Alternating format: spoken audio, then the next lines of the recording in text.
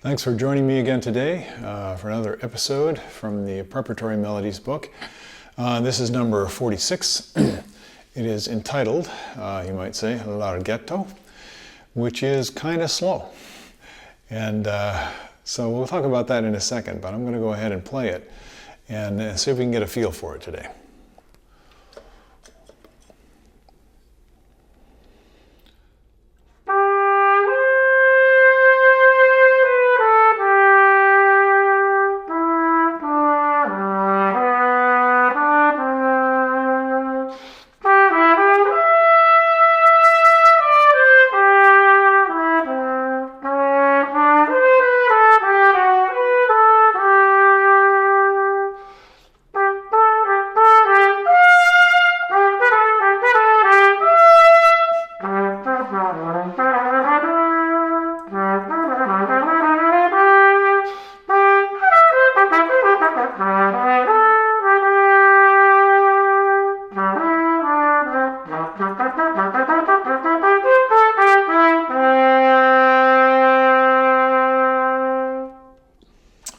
Ooh, that was a little rough.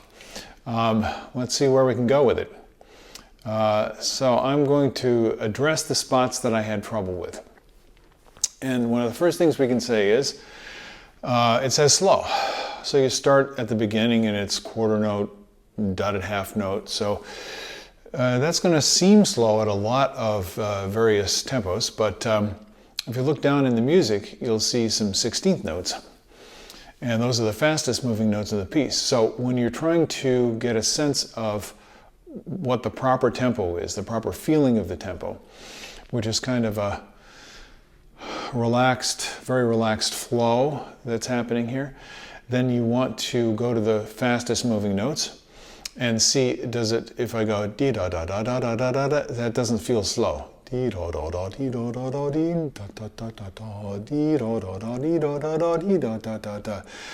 that means I probably have to start the piece a little bit slower than I did before.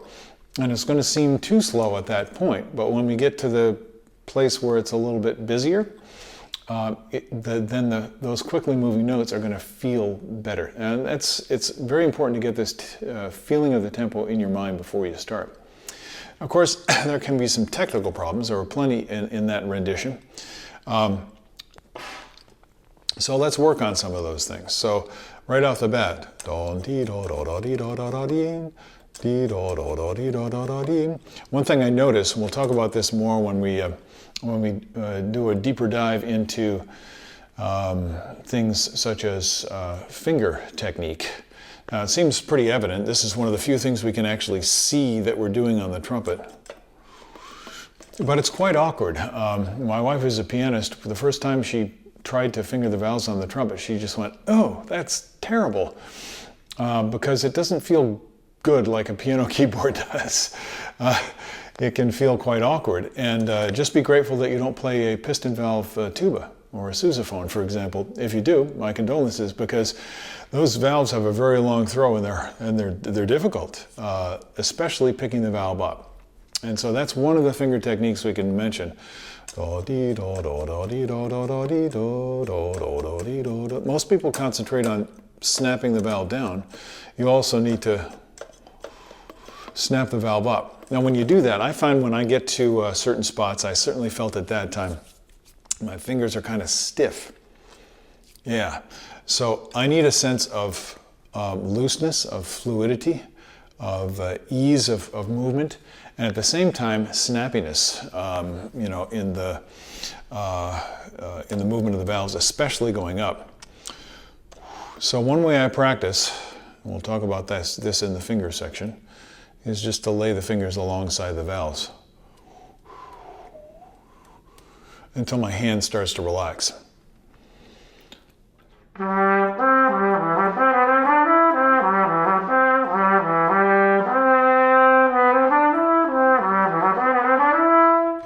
And one thing I immediately notice is that when I'm concentrating on my fingers, sometimes I forget to be intentional with what I'm doing with the breath. And therefore the tone suffers a little bit. A lot of times we can think that it's a fingering problem, when actually it's an airflow problem. we're tightening up because we're concentrating on the fingers. So if you go through this very smoothly,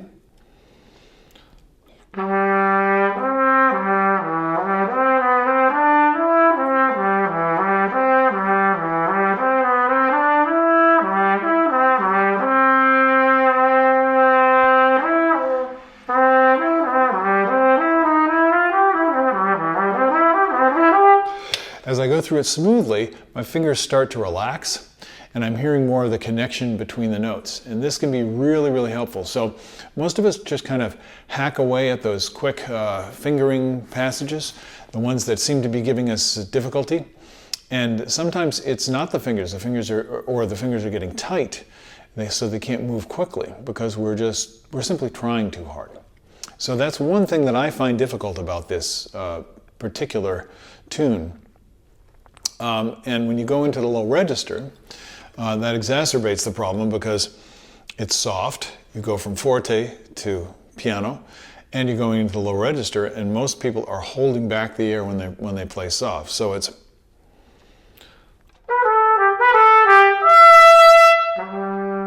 so I'm going da da da da, and I'm holding the air back. So you want to really practice that transition.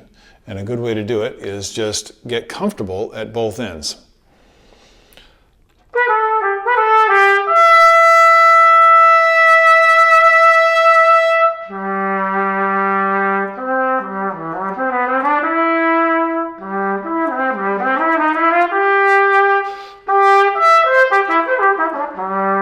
Same thing again, you go up, you go down, you go up, you go down. When you go up, it gets louder, down softer. It's a natural way that the human voice works when we're singing, and you want to let it sound as natural as possible.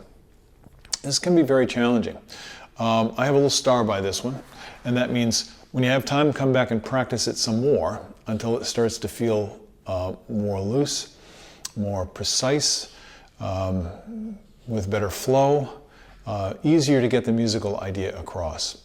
I hope some of these ideas help you as you work. There's a great deal more technical challenge in this piece, but the thing to watch for is your breath control as you move louder and softer, as you go higher and lower, and then as you add articulation, as in the end of the piece.